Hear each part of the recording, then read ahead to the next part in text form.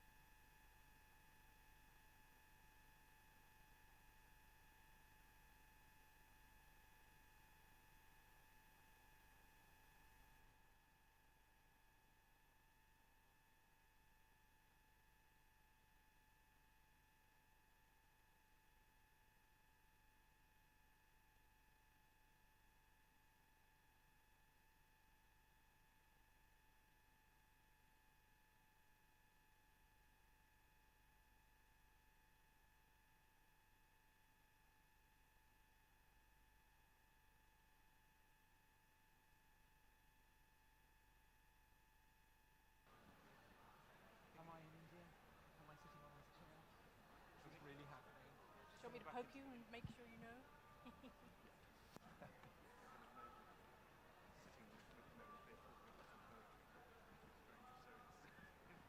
It's what I associate with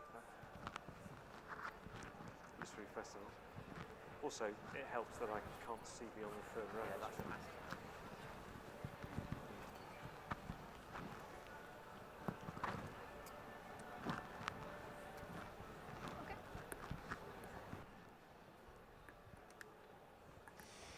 Ladies and gentlemen, thank you for being here when it's getting dark and a little chilly for the last session here for today, day one of the Z Jaipur Literature Festival. You're all very welcome here at the Rajnigandha front lawns. The last session is Why the Ancients Matter.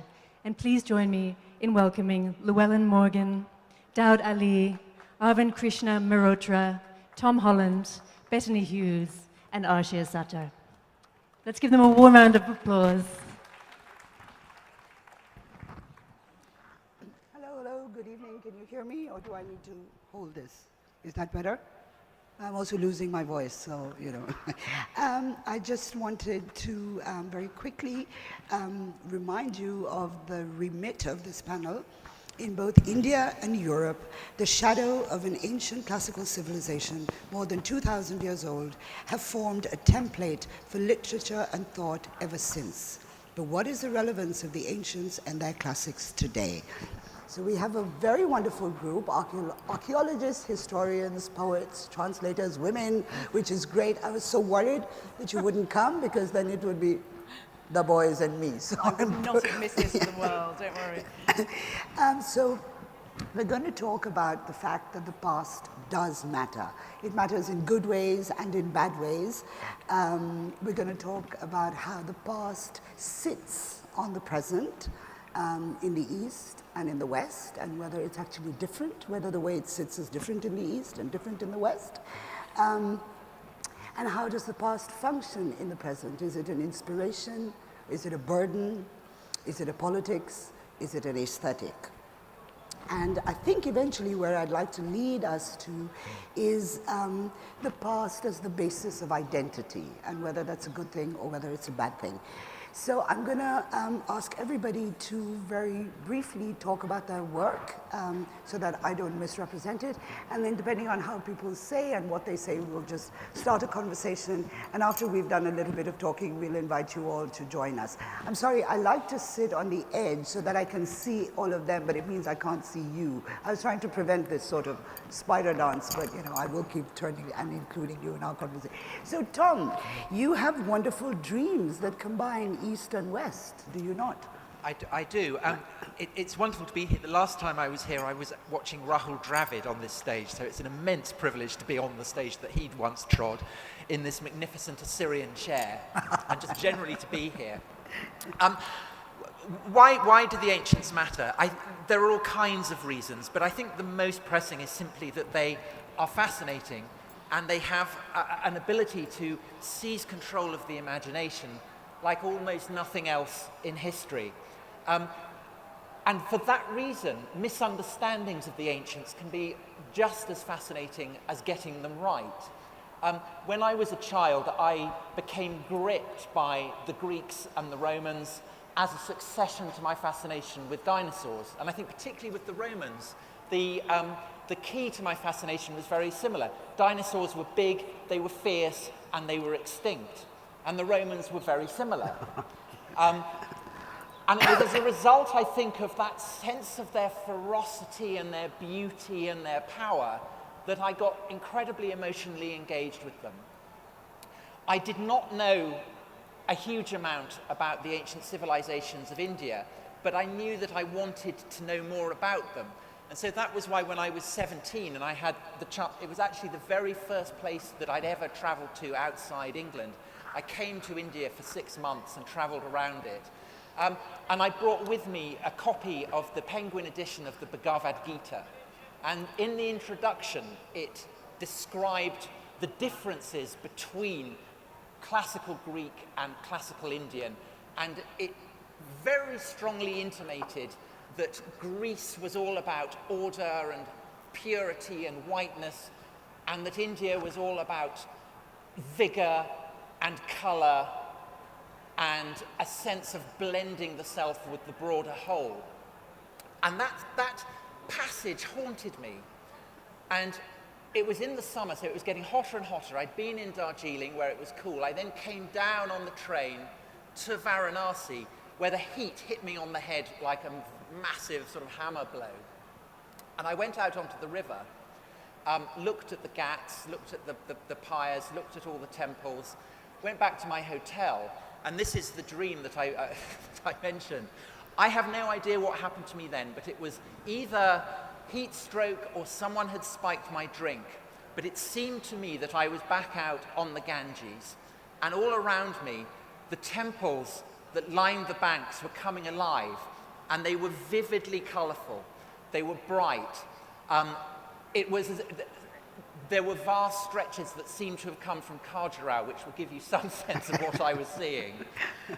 And then floating above them, I saw the Parthenon, gleaming white. And obviously what my subconscious was telling me was what I'd absorbed from this book, discussing the difference between the Greek and the Indian modes of civilization. But what I now absolutely appreciate is that that contrast is completely bogus, because of course the Parthenon, and the sculptures of the Greek gods, just like temples here, were brightly coloured. And in a sense, the treat for anyone fascinated with Greek or Roman civilization in particular coming to India is to see a world in which the ancient gods and the ancient epics still have a living potency.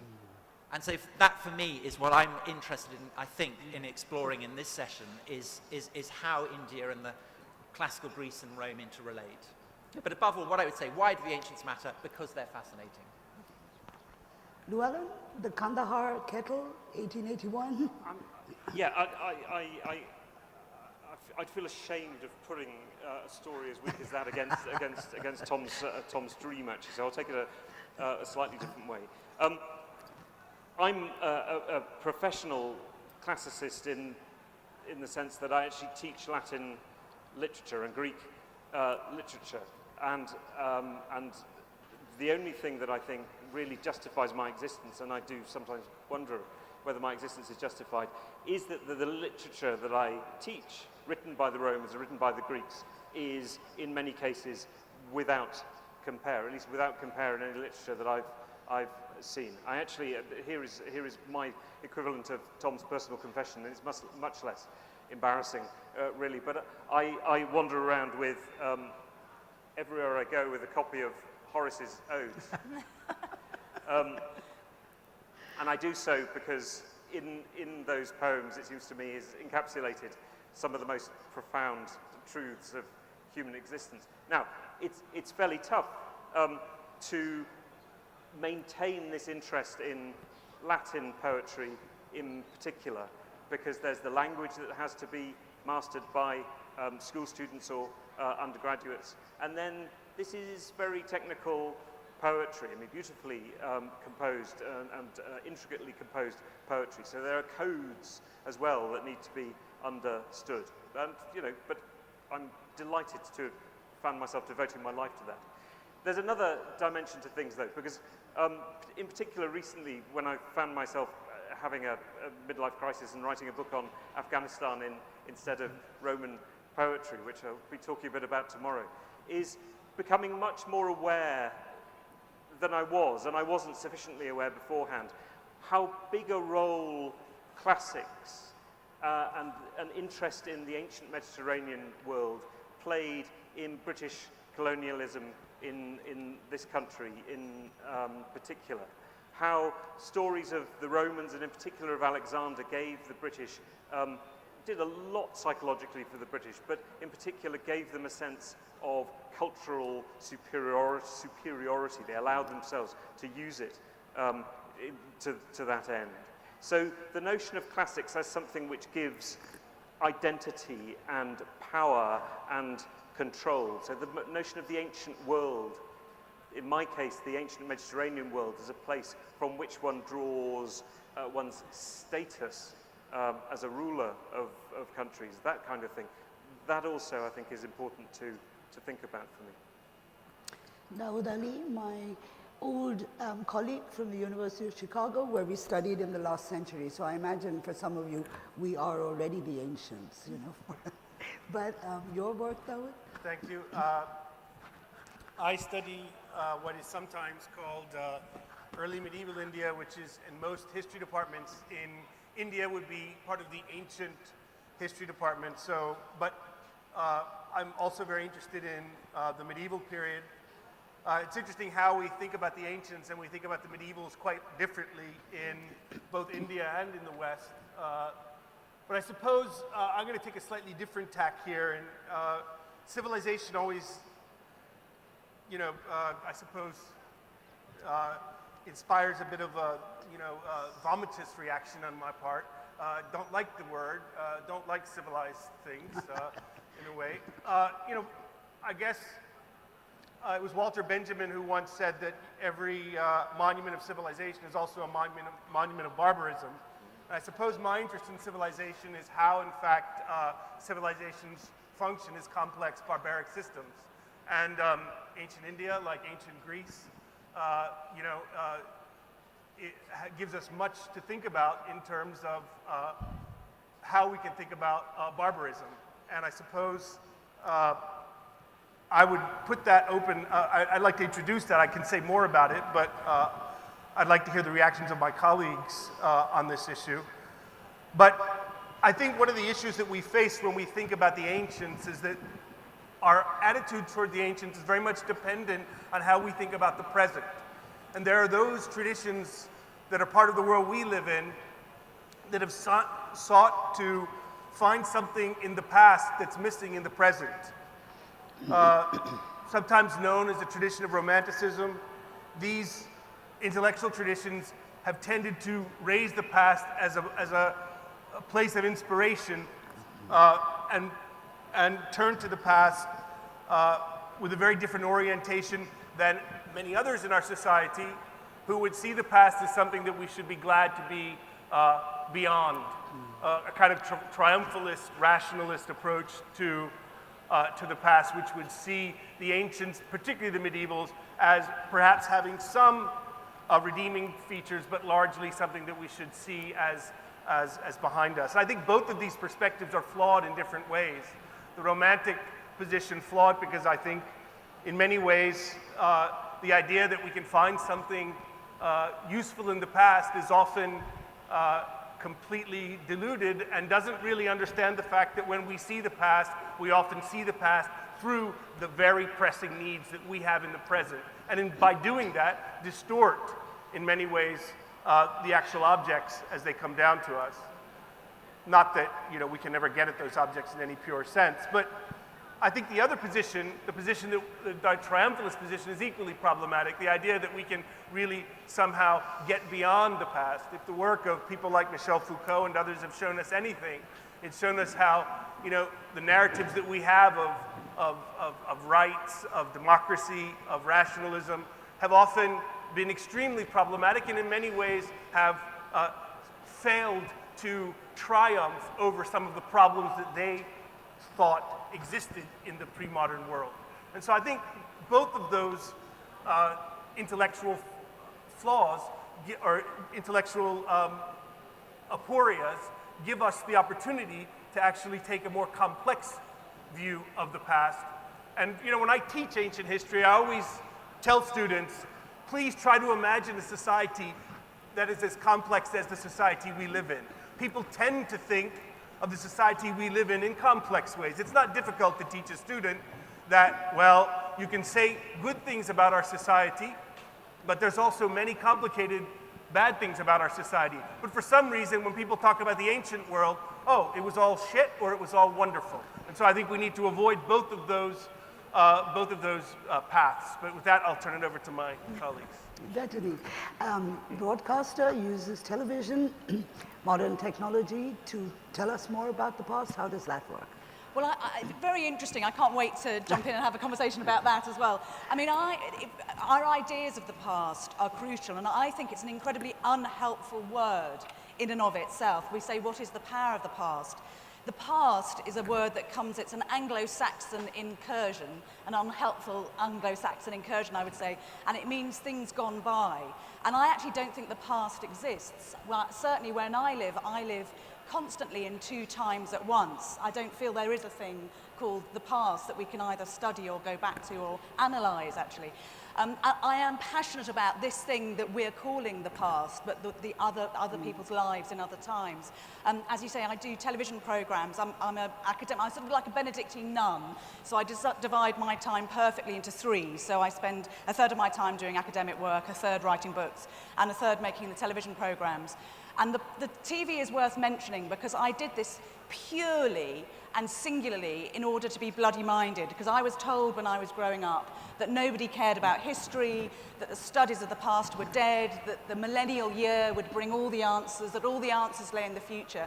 And I just thought, this is wrong. And I remember being told by my teachers at school that I would end up friendless and penniless if I continued to pursue my interest in the past. And I say this only to disprove what they said. The programs we make are now watched every year by over 250 million people worldwide. So there is clearly an appetite for the past. So I care passionately about it. As I say, I think I probably lived with both my feet firmly planted in the past. But the great thing is that we've now discovered that scientists have now caught up with us, and they are also on our side, because neuroscientists will tell you that we hold memory right across our brains. So in order to generate any future thinking, we have to access some kind of memory. So physiologically, we are creatures of memory. And I think the ancients knew that. If you look at the words that they use to describe thinking, future, past ideas, they're all very mixed up. The word history and the word wisdom both share common roots in Proto-Indo-European, and that root is widtor, which means a wise agent, somebody who sees the world with clarity, and I think that's something it'd be very interesting to discuss. So what I'd like us to talk about today is whether an interest in the past obfuscates the present, or whether it gives it absolute clarification. Well, of course, in Hindi and in many Indian languages, the word for yesterday and tomorrow is the same. So, yeah. Many of us have got this conundrum. The sage in our midst, do not be fooled. You should see the picture on his new book, his collected poems, where he looks like the rocker of the 70s. Arvind Krishna Mehrotra, a great translator, and somebody who translates ancient poetry. Well, I'm not a classicist. I taught English at a university for many years. But at some point in the 1970s, I got interested in one particular Indian secular, a collection of poems actually. A friend of mine called Arun Kolhatkar was reading it, and he was reading it in Marathi. And he was translating it as he read the poems. And the poems were these two-line extraordinary poems from the Gahakoso or the Gatha Sapshati. And they are from the 2nd century AD, 2nd century BC. That's roughly about 2,000 years old. They are, I've never read those, anything like it. I can't compare it to anything, maybe some poems in the Greek anthology, perhaps, with which they're contemporaneous. But they gave me a very different picture of the past than what I could have ever imagined. And the difference lay in sexuality. And the difference lay particularly in women's sexuality. There is not an aspect of a woman's sexual life from early adolescence to old age which is not covered in these two-line verses. There are 700 of them. For instance, there was recently there was a news report which some of you would have come across, that one little Hindu man said that women should have 4 children. Does anyone remember reading that? Someone said all Hindu women. Well, if you look at the classics, they will say that women should have 4 children. Well, none of them will be from the husband. That would be the only difference. Because the mother is telling the daughter, and this is the two-line poem, where the mother tells the daughter that one of the griefs of marriage is that if she can't find another man, she'll have to sleep with the husband. What she's telling the daughter is that, dear child, this too you will have to bear. There is, so there are poems after poems. There are poems about making out in a temple. And this woman is cursing her old age, that I've come to worship, pray in a temple whose stone we used for a pillow when we were making love. So your religious object becomes something you use at night to rest, or whenever you're having sex, and you need something to prop your head. It's your God that comes in handy. So there are many uses of our gods. One of them you find in the Gatha Saptati. Now, I can't say this today, I'd be hanged if I were to say all this today, but the classical tradition said it. I'm free to say it. At least I'm free to translate it and talk about it. So there are poems about, and now I'll end with this one. There are poems about sexual fantasies, and just listen to this. This is a woman saying, "Let faithful wives say what they like. I don't sleep with my husband, even when I do." So that's the classical world, the Indian classical world for me. Anyway, so my experience of the classical world is a very small part of it. I don't have a very wide experience of what's in the classical world, but. Well, you've made it possible for many of us to teach Indian literatures more fully and more richly because of the work that you've translated. But this sort of leads me to, do we learn anything different from literature than we do from history? When we're examining a historical past, do we get one kind of knowledge, and when we're exploring the past through literature, are we actually learning something else? Llewellyn, would you like to take that first? It's a very interesting question. I think perhaps it's a peculiarity of being a classicist of the kind that I am, maybe. Perhaps I can't generalize this too far. That in order to make the first steps to interpreting the kind of poetry that I'm talking about, whether it's Horace or Virgil or Sophocles or whatever, bound up with that is a very strong element of historicizing. So if you take somebody like the dramatists, the Athenian dramatists, some of the most interesting insights into what their poetry was doing, what the drama was doing, is in the way of contextualizing the dramatic act, sort of discovering what role it plays within the democracy, to what extent the audience is the same as the Athenian democracy, and these kinds of things. So I suppose my problem would be distinguishing my understanding of the history and my understanding of the literature. I consider myself a literary critic, but I think most people looking at what I would do would think of me as somebody trying to reconstruct a historical, cultural context. So the same, I think. I also feel always that, when we're dealing with history, we tend to deal more with the idea of facts, but when we're dealing with literature, we tend to work more in terms of abstractions and emotions. Bethany, how do you Well, I mean, I'm with you that I think there isn't a distinction between the two, and in a very pedestrian way, when we look at the great epics, when we look at the Homeric epics, for instance, lines which for centuries have been thought of to be fantasy and imagination are now just turning up in the archaeological record. So we actually know they're facts. There's a particular thing where Helen comes back after the Trojan War, and of course the known world has gone to fight for her. There are countless deaths, there has been inordinate suffering, and she goes back to her palace in Sparta, and we're told that she mixes up this kind of druggy brew in order to make the Trojan War veterans forget their sorrows. And this is a passage that has been analysed to death by scholars and academics, saying, is this casting Helen as a witch?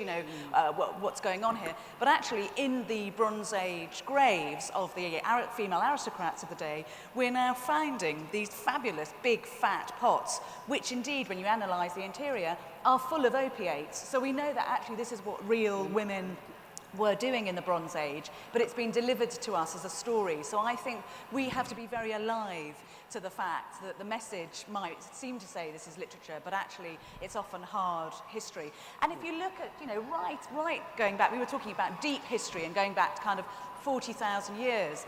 As soon as the modern mind, as we now call it, is generated, we start to understand our world by telling stories about it. So if you look at those incredible figures and figurines that are generated at that time, we know that people could be doing mirror image replicas of the men and women and the trees around them, but they choose to create fantastical versions of their world so that they can understand reality through the stories that they tell. Sure, and literature has to reflect the times in which it is made. I mean, we have to believe that we were much easier about women's sexuality 2,500 years ago than we are now. But this sort of brings me to the politics of the past, which Dawood has mentioned in terms of dealing or sort of using the past to be triumphalist, or using the past to be, as Tom suggested, culturally superior. Llewellyn said that, the British came in here and said, well, we're superior because we have this, that, and the other. So when does that moment come in time where we have to use the past to justify our politics of exclusion? Does it come at a time when we're particularly insecure? Does it come at a time of transition? Does it come when we are at our imperially most confident? Tom, would you like to take that? I can't really talk for the relationship of Indians with their ancient past, because I think there's a very significant difference between India and certainly Western Europe, which is that in Western Europe, there was a fracture between what we call the ancient period and then the early medieval period that was far greater than anything that you have comparable in India. So that there is, I think, even confusion as to where, is it ancient, classical, medieval? It's sort of controversial in Indian historiography. Whereas in the West, it's very clear that the division between ancient and medieval, people argue where exactly it comes, but that it exists, no one doubts. And so the result of that is that in the West, it's as though we had two cracks at civilization. We had the civilization that began at the time that Bethany was talking about, reaching all the way back to the Mycenaean period, the period of the Trojan War, going all the way up to the fall of the Roman Empire in the West, and it collapses, and then slowly it re-emerges, and from those early medieval days, we have the civilization that the West now embodies. And so as a result, when we in the modern West look back at the classical world, what we're looking at is something that is both profoundly dissimilar to us, but also profoundly similar. And so, in a sense, it has something of the quality of science fiction, because that is what science fiction does. The tension within science fiction is that it is both very like us and very different. And obviously there are differences of emphasis. And I think that for certainly people in the West, when we look, you know, in Britain's imperial heyday, we looked back to imperial Rome, and we modelled ourselves on Rome, which is why Delhi is full of faux classical architecture, and Calcutta. When we lost the empire and we became a satrapy of Rome, then we wanted to play at being the new Greece. Now we look for new things. We are more anxious, I think, about the relationship with Greece and Rome. And we no longer look at Greece and Rome necessarily as models to emulate. We have a far more troubled relationship with them. And it's not But summed up by the Elgin I models, think that is part of the fascination for it. And what I'm interested to know is whether there's something comparable within Indian culture, what the relationship with the past is in India, and particularly whether there's a difference, I suppose, between Hindus and Muslims. Dawood, I'm going to let you go back to the triumphalism thing. And when do we need to become triumphalist about our past? When we're feeling good about ourselves, or when we're feeling bad about ourselves? And then I'll pass the same question to Arvind. Why are we being so triumphalist in India at this moment about a Hindu cultural heritage that seems to exclude those of us that are not Hindu? So shall I let Dawood go first with why we are... I'm not recommending either the triumphalist I or know, the romantic. I know. The triumphalism is usually a discourse about transcending the past. Right. And the other position is one about returning to a kind of broken circle, kind of Weber versus, you know, they're different intellectual traditions on both sides. But my position is the past cannot redeem us. Can never? In a way, the past can. The Babri Masjid, does it matter? Does it matter whether there was a temple under the mosque or not? Arvind, do you want to take why are we so, at this moment in our history so interested in our past in India and a particular version of the past? You know, there's a, I don't know, I was talked about one text, you know, the Gatha Sapshati. The other text, which I'm slightly familiar with, is Kabir. Now, that is not ancient India, that is 14th, 1500s. And if you look at Kabir, because he was both Hindu and Muslim, but the thing we always forget, that he hated both communities with a passion. I'm saying he loathed them. I'm saying, please don't forget, he was not a great lover of humanity. He hated Muslims. He couldn't understand why a man was running up a minaret 5 times a day and making this noise. And there is a poem about it. Similarly, he didn't quite understand the caste system, as a lot of other saints, poet saints did not understand the caste system. He made fun of holy books. He made fun of the sacred thread. He made fun of religious places. He made fun of pilgrimage. I'm saying, you name it, and he would lampoon it. I'm saying, if he were a cartoonist today, he'd get into a lot of trouble. But the point is, he was not a cartoonist. He wrote sort of saint poetry. But there was one very striking moment when he says about Brahmins. He says, is there another vaginal passage out of which Brahmins come? Is there a separate channel? Sort of one birth canal for Brahmins, another birth canal for the rest of us? Imagine that as a cartoon, and where do we... So if that is the India they want to revive, then I'm all for it. But I think they want to revive a very different India from the India I have in mind. Would anybody... Yes, please. Well, no, I'm very interested in that idea of at what point does one do the triumphalist thing? Which no, it's potentially, the way I'm putting it is distorting what you were saying. But I'm very intrigued by what motivated British and Europeans and so on when they found themselves in Central Asia to become so suddenly interested in ancient history. A lot of these people were fairly rough and ready soldiers, but they suddenly started quoting their Curtius Rufus, and becoming deeply concerned about where Alexander had done what. And on the one hand, it clearly is about saying, we were here before, we Europe were here before. It's a charter myth, you know, there's a history and an established justification for our presence here. But I think what it also is, and again fairly obviously, is it's lots of Europeans finding themselves in what is to them the middle of absolutely nowhere, desperate for some security blanket to hold on to. If we could just add something else to that, I mean, something really interesting line in contemporary thinking about this Alexander obsession is how it works in a polarity with Genghis Khan. Genghis Khan is a figure who is presented as a simply destructive force in Central Asia, whereas predominantly Alexander was treated as somehow a force of civilization. Now, they were very, very similar in their impact on things.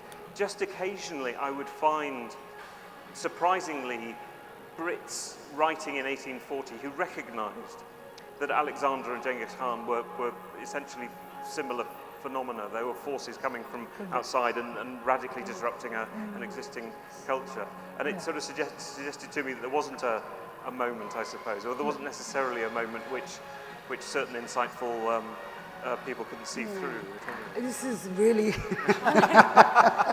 could not be more ironic. Here we are, the past matters, the ancients teach us stuff, and there's some, you know, very contemporary music that we're being challenged by. If I can make, I'll yell. Do. I mean, I think one other thing that is a legacy for Europeans from the classical past is a fascination actually with India, because both the Greeks and the Romans were obsessed by it. It was this glimmering, shimmering realm of gold and naked philosophers that lay beyond the known world, but you could get to it. And so part of what Alexander was about was getting to this fabulous land where there were naked philosophers who could teach the Greeks about wisdom, and it was full of gold and it would be wonderful. And even in the Roman period, Strabo, I think, says that 120 ships leave from Egypt to India every year, and Pliny the Elder famously worries that all the gold of the Roman Empire is flooding into India for the spices and the gems and the jewels that India has, and he's conscious of the fact, rather like people in the West now are about China, we don't make anything. We have to go to India for it. And so part of the fact is that there are these sort of links between Rome and India, and it's not just one way. A present was sent to Augustus in the form of an armless boy, the poor chap, and the Indian goddesses have been found buried in Pompeii. So there are these links, and I think that maybe for when Europeans started going to India in the 16th century, they were conscious of these ancient links. And I think that really the Greeks and the Romans did sort of freeze our understanding of India in the West as a land of wonders. Wouldn't it be great, though, if we could, and as we're saying, we're now told that physiologically we cannot escape the past. It is there kind of genetically at a cellular level within us. Wouldn't it be fantastic, rather than us just talking about the misuse of history in the past, if we here today now could come up with some kind of recipe for the proper use of history, so it's always used as a tool rather than as a weapon? That could be our gift to, and I think it should come from the floor, actually, is how we do that. We have 20 minutes to come up with that recipe, but before I invite everybody to our conversation, thank you, whoever it was is responsible for turning off that music. My last question was typically, when we think of classicism, particularly in form, we tend to think of it as conservative. Right? That it prevents us from seeing new things, it prevents us from making new experiments in the way we write, the way we paint. Does that also happen to us when we think, when people like ourselves who spend so much of our intellectual and emotional life inhabiting a classicism, does that make us conservative fundamentally? And conservative in what ways? Are we politically conservative? What does that do to our minds now? Well, no, certainly not in the West, where an understanding of Greek and Roman history was for a long period regarded as something highly seditious and sinister. In the English Civil War, in the wake of the English Civil War, Hobbes famously said that anyone who was interested in the Greeks and the Romans were potentially seditious. And ideals of certainly Roman citizenship underlay the revolt of the American colonists against the British Crown. The reason that there is a Senate and a Capitol Hill in Washington is because the young American Republic was consciously founding itself on the model of the Roman Republic. And the prohibition against overseas engagements was because the founding fathers had studied Roman history and they knew that it was when the Romans went abroad that they became rich and therefore corrupt. And Athens, which had been regarded in the 18th century as a model of how not to run a state, during the French Revolution and then in the aftermath throughout the 19th century became a model for, democracy became the great ideal. So actually, along with slavery. Along with, well, yes, of course, along with slavery. But I mean but the problem, but I mean that's, you mentioned Foucault. Even into the 20th century, the ability to look. So Foucault looks back at the sexuality of the Greeks and discovers in it ways to detonate presumptions that underlie our contemporary understandings of sexuality. Nietzsche did the same with Christianity. So I think that the classicism may be inherently conservative, but the classical is absolutely not conservative. That's a fabulous distinction. Now, do you want to respond to what Tom has been saying? It's a very useful Yeah, classicism and classics. Anybody else care to respond to that? Given that we're There's another useful word in that, which is nostalgia, isn't there? Which is, of course, a Greek word of the idea of going home, a homecoming. And I think there's a terrible issue with being nostalgic about history because there is no such thing as home when you go to history. History, as we are, is entirely protean. So there is no single point or locus that you can go to. So that's probably a word that we should all be very aware of when we're talking to prevent that conservative classicism that you mentioned. I mean, and another danger is surely that, I mean, this is a ridiculously trivial thing to say, but it's quite important, in fact, essential that if we're thinking about history, we recognize that it is history. A lot of what we talk about when we think about sort of dangerous use of history is precisely failing to separate one's contemporary life from history. I imagine this could be theoretically completely ripped to pieces, but I think of Northern Ireland, a place where you move through the streets and you see images of King Billy, and this isn't just history. This is an absolute. Those images embody a contemporary view of how things are and remind everyone of injustices, so-called injustices, which have not been resolved. So history has not been consigned to the past in any way. I think another word that people like us need to treat with a lot of respect and a great deal of caution is the word truth. Yeah, this is a historical truth. My work is in Ramayana and I'm constantly being asked, but isn't it true? And I was like, of course it's true, but it's a literary truth. It's not a historical truth. It teaches you something about yourself. It doesn't teach you something about the way the world was at the time when this text was created.